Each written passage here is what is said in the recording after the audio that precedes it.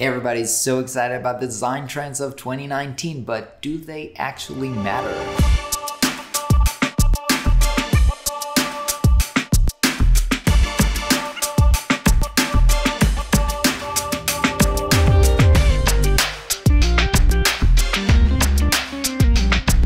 Hey everybody, and welcome to this new segment on my show called Designer Mind, where I talk about what's going on in design, do design critique, reviews, and thoughts about processes and general design stuff. And so because it's the beginning of 2019, all the trending videos on design YouTube are about the design trends. And so I want to address this because I think there's something fundamental where you need to try to understand what are trends and how to use them effectively rather than just try to copy what everybody else is doing. So I think there's two meanings of the word trend. The first one is from the sense of like doing something trendy. And in that sense, there are trends that come and go. Okay, so sometimes it's doing something in 3D, sometimes it's hand lettering, sometimes it's illustration, which has been super popular lately. And those trends, we'll talk about them in a second. The other thing where you use the word trend is where you're seeing that there is a shift in an industry, and you're starting to see a trend in the way people are working. And this is not something that comes and goes. This is just a way to see a shift in an industry, which is, I think, more important than trends that come and go. So let's talk about trends that come and go first. So as you know, trends that come and go is what everybody else is doing videos about. Hey, try to do 3D typography. Hey, do illustration and something like that. And those trends, let me tell you what I think the problem is with those trends. Those trends are usually created by big influential brands who can afford to take risks and hire artists. So maybe it's, brands like Nike who hire super experimental artists and can take risk with their, with their graphic design and something like that. Or a big brand like Dropbox doing a rebrand and using like crazy illustrations. So those kind of big brands that take risks are creating something new that people react sometimes positively to, and then a lot of people try to copy that. And so when you hear or see something that's trendy, for example, right now, illustrations in tech websites are super trendy, that honestly after the end of 2018 I can't believe like somebody is still doing this, because like I can't see that anymore. Everything totally looks the same with those like nicey artistic illustration. So the problem is that by the time that you notice the trend or watch a video covering this trend, honestly, it's too late. It's too late, because if you're going to do this now, you're not trendy. You're not creating the trend. You're just like following the trend, doing what everybody else is doing, to look, just to look like the first one who did that and was pretty trendy and cool. Now, it is true that sometimes your client might want something trendy, might want to have what everybody else is doing.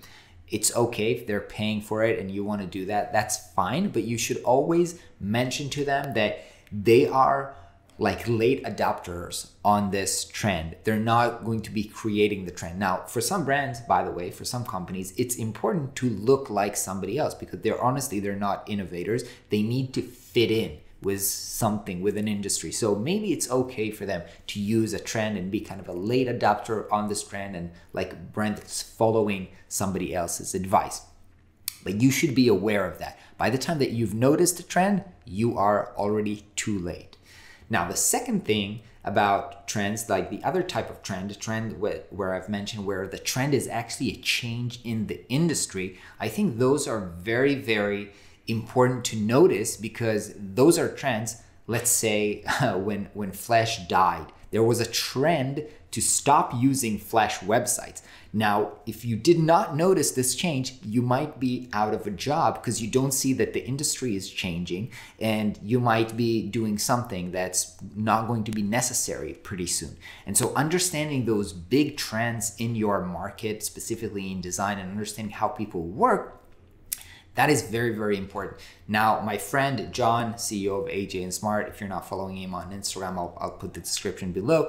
He had a post on Instagram putting his prediction for trends in design, and he said something different. He said that he predicts that the trends are sprint, obviously because he sells sprints, growth hacking, and strategy. And so I think that, like, when John is talking about this as trends, I don't know if I would call them trends, because I think that those are ways that people work. Those are techniques, right? So sprint is the way to facilitate some design process, and growth hacking is a framework about thinking like, what should we do next with our product because we want to have growth in our company. And strategy is also kind of a framework of thinking. So I think what he meant is, I'm seeing more and more designers that are moving away from being just like graphic designer or product designers who are, just making things look good and even functional, but they're not helping their clients think about the strategy, think about growing their business, think about solving their real problems. And more designers are moving in that direction. Now, I think that this is a trend, not in the sense of this is trendy right now. Oh, it's so trendy to do a design sprint, because design sprint is a tool. It's like saying, oh, Figma is so trendy right now. No, it's just a tool for you to do your work. And you're not doing it because it's trendy or cool. You're doing it because it helps you achieve something. And I think that it is true that I think more and more designers are moving into what I would call like higher value problem solving as a designer, rather than just staying at the graphic design area. I think this is a real shift. Now, it is true that I think that John is very, very focused on like seeing a very narrow of the design market. And I'm also there because I'm working with tech startups, and I'm in a very, I would say, small bubble. So it might not be true for the whole design industry, but I think as there are more and more tools that allow, I would call, consumers to do graphic design themselves, maybe tools like Canva or website building tools like Wix, then I would say lower level designers are less needed. And so designers who want to move forward and grow their business and succeed as designers are moving into the area of solving more important business problems for their clients. And the tools for doing that are tools like, growth hacking or the design sprint, or using strategy and stuff like that. I know that I'm certainly love those tools because I love trying to help my clients solve like the higher level, higher value problems in their business. So my takeaway from this is you need to pay attention to the major shifts that happens in your industry, because you want to be at the forefront of that. You don't want to be left behind because you didn't notice a trend in your industry.